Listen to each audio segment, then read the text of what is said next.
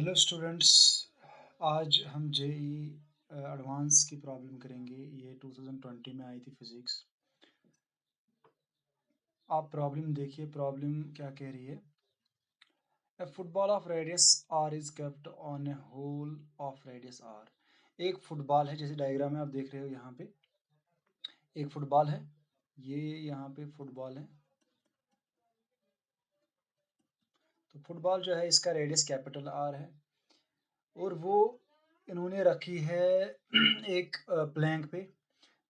और जो Planck basically initially ऐसे हॉरिजेंटली था। मैं आपको ऐसे, सॉरी, हॉरिजेंटल पूरा नहीं बना, मैं इसको हॉरिजेंटल बना के दिखाता हूँ। हॉरिजेंटली हमें रखना है। हॉरिजेंटली हम रखेंगे एक छोटे से होल पे जिसका डायमीटर जो है 2r है, वो गिवन है। Diameter is 2r। तो मैं एक हॉरिजेंटल लाइन यहाँ पे बनाऊंगा और पे ऐसे फुटबॉल को रखना है। तो ये कह रहा है कि जो यहाँ पे एक फुटबॉल रखी हुई है, यहाँ से ऐसे बनाऊंगा।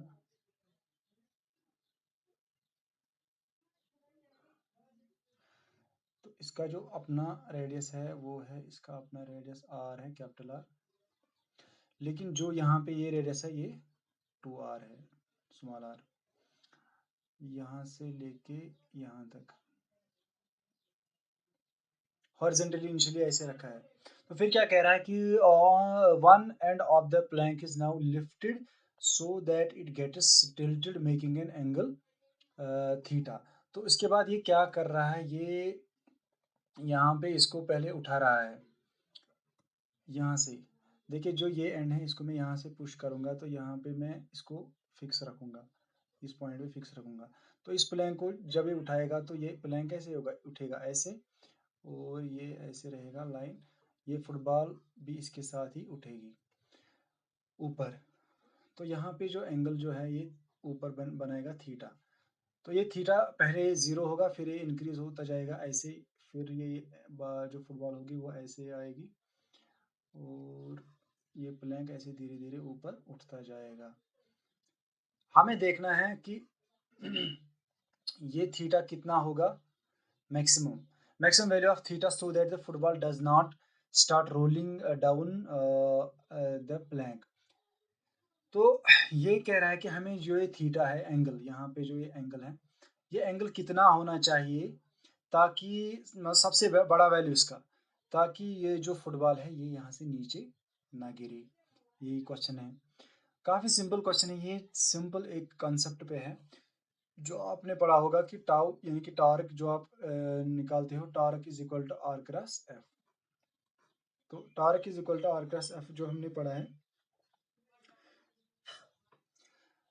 आर इज, आपने देखा होगा कि ये रेडियस होता है कहाँ से, जिस पॉइंट से आप सपोज, अगर एक पॉइंट आपके पास है ओ, और एक कोई भी ऑब्जेक्ट है, सपोज ये पॉइंट ओ है और कि कोई पार्टिकल यहाँ पे है, पार्टिकल ए। तो इस पार्टिकल पे अगर मैं कोई फोर्स एफ ऐसे अप्लाई कर रहा हूँ तो आपको निकालना होगा क्या, टार्क कितना होगा अबाउट दिस ओ। तो हमें यहाँ से जो ये लाइन ऑफ एक्शन है, यहाँ से पहले इसको एक्सटेंड कीजिए, फिर यहाँ से एक लाइन डालिए, परपेंडिकुलर लाइन जिसका आर ये होगा। तो यहाँ पे जो इस पॉइंट पे टार्क की अबाउट पॉइंट हो वो होती है टाउ इज इक्वल टू यही आर इंटू एफ। अगर परपेंडिकुलर डिस्टेंस है तो मैग्नीट्यूड आर ही यूज होगा। अगर ये परपेंडिकुलर डिस्टेंस नहीं होगी, यहाँ से ये एंगल 90 डिग्री नहीं होगा, तब यहाँ पे क्या होगा, इसको इसको वेक्टर फॉर्म में लिखना पड़ेगा, tau is equal to r plus F. तो वो किसके बराबर है, इसको पहले वेक्टर फॉर्म में लिखता हूँ, फिर अगर आप इसको वैसे लिखोगे तो वो लिखोगे मैग्नीट्यूड आर एफ, फिर आएगा उसके साथ साइन थीटा।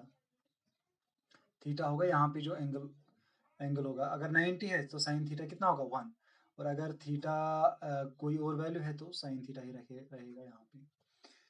तो ये आपने पढ़ा होगा, मुझे वो नहीं समझाना है यहाँ पे, लेकिन मैंने थोड़ा ये किया कि इसमें कौन सा कंसेप्ट यूज होता है।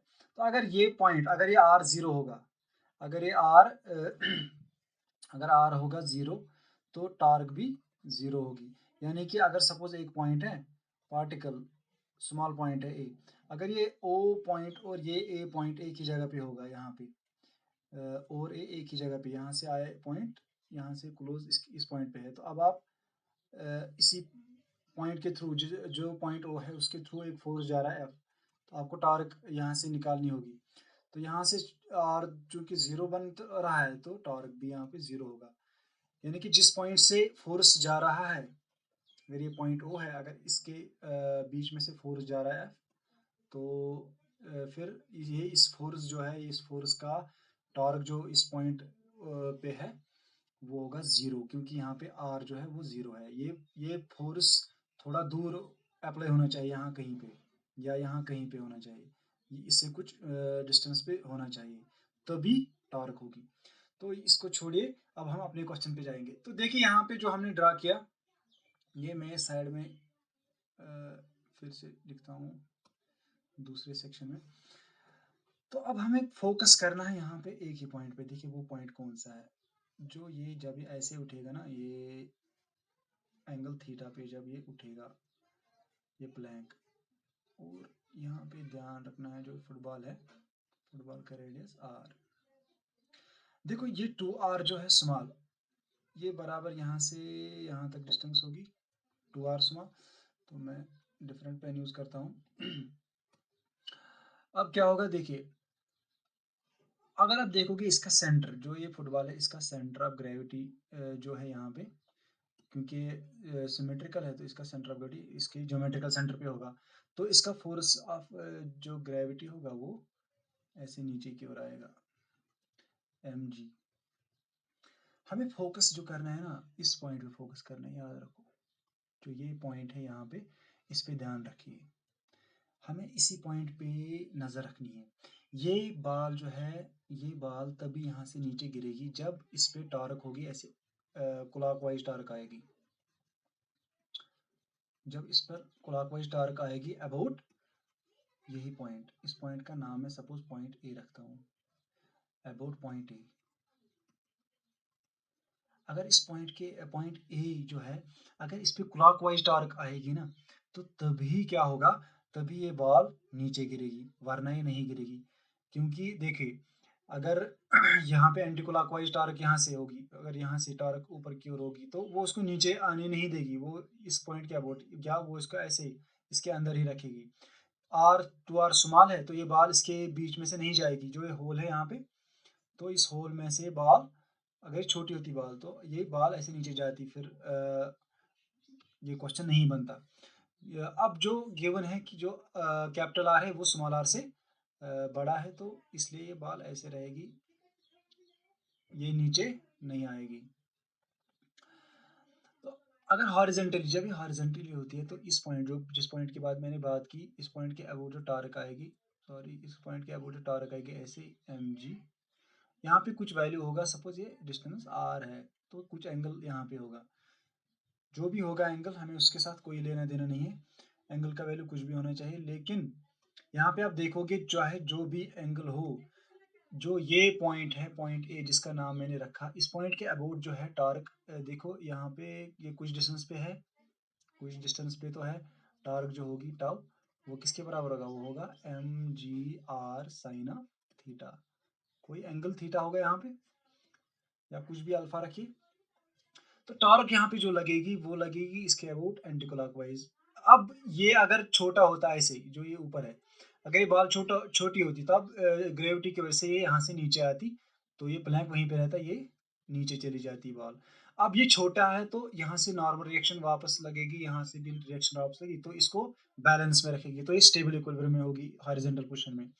अब ये थोड़ा थोड़ा जब ऊपर जाएगी, ऐसे जब ये ऊपर जाएगी तब क्या होगा, तो ये फोर्स ऑफ ग्रेविटी जो है, अब यहाँ से भी फिर भी इसको टॉर्क लगेगी यहाँ पे, लेकिन ये डिस्टेंस कम होती जा रही है, देखिए हॉरिजेंटली बहुत होगी, लेकिन जब ये ऊपर ऊपर चढ़ेगा तो ये डिस्टेंस कम होती जाएगी। देखिए अब अगर ये उतना ऐसे होगा पूरा, इससे और एंगल इंक्रीज होगा, तो तब क्या होगा,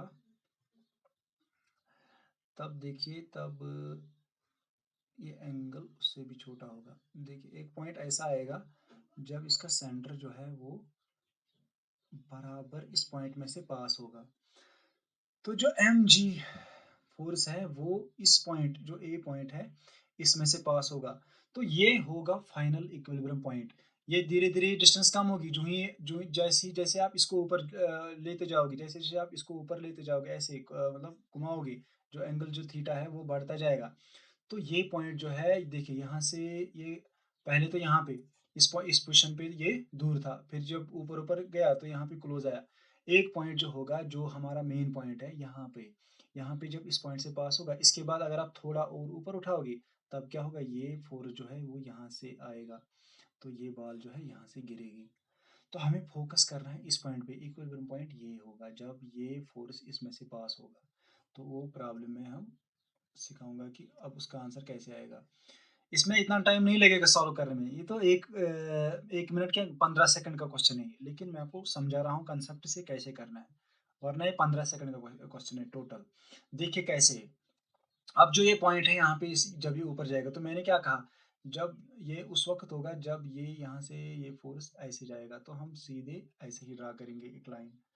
तो एम जी जो होगी वो यहाँ से पास होगी, और यहाँ पे क्या होगा, इसको जोड़िए ऐसे और यहाँ से एक परपेंडिकुलर डालिए।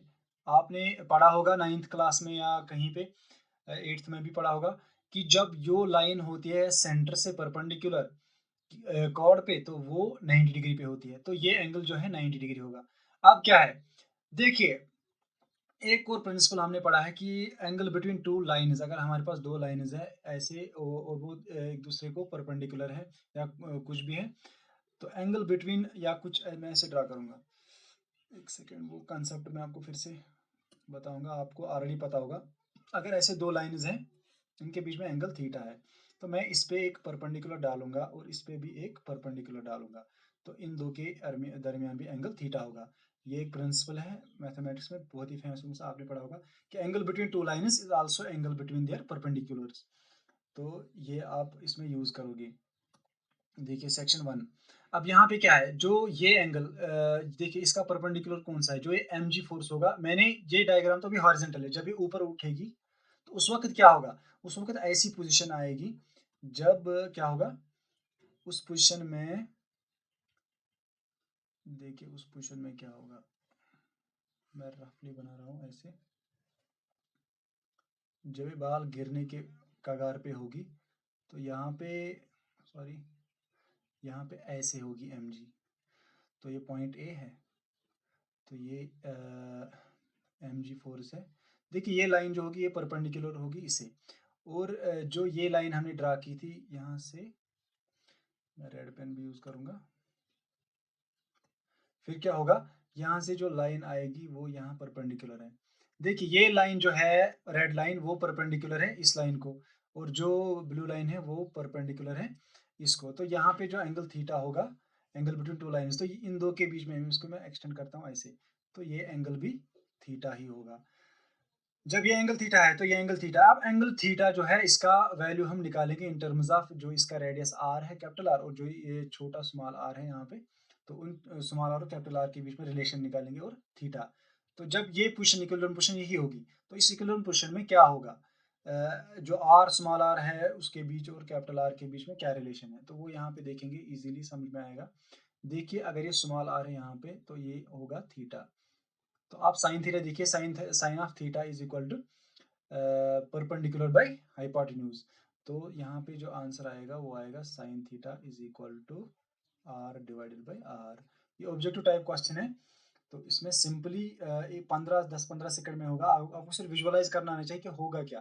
ये उसी वक्त फाइनल इक्विलिब्रियम पोजीशन पे यही कंडीशन मिलेगी हमें कि साइन थीटा जो है यहाँ पे वो small r divide by capital R होगा, तो यही इसका आंसर है।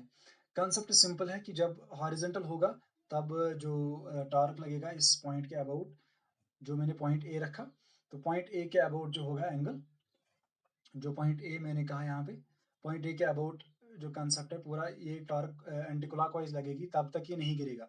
जो ही ये पॉइंट जो है, जब इस पॉइंट के अबाउट, जो ये पॉइंट है इसके अबाउट जब टॉर्क इसके बीच पे, सबसे पहले जब फोर्स इसके बीच में पास होगा, सॉरी यहाँ पे, जब फोर्स इस पॉइंट के बीच में से पास होगा, लाइन ऑफ एक्शन, देखिए जब ये लाइन यहाँ से इसमें से पास होगी तो उसके बाद से क्या होगा, जब ये थोड़ा ऊपर उठेगा फिर ये टॉर्क ऐसे लगेगी तो उस वक्त ये नीचे गिरेगी बॉल। यही सिंपल कंसेप्ट है। फिर जो हमारे पास कंडीशन निकली, कंडीशन यही निकली कि sine of theta is equal to r by R. एक सेकंड मैं डायग्राम फिर से बनाऊंगा जहाँ पे ये कंडीशन आपको क्लियरली विजिबल हो। ये जेई एडवांस का क्वेश्चन है। देखिए यहाँ पे मैं ऐसे ड्रा करूंगा,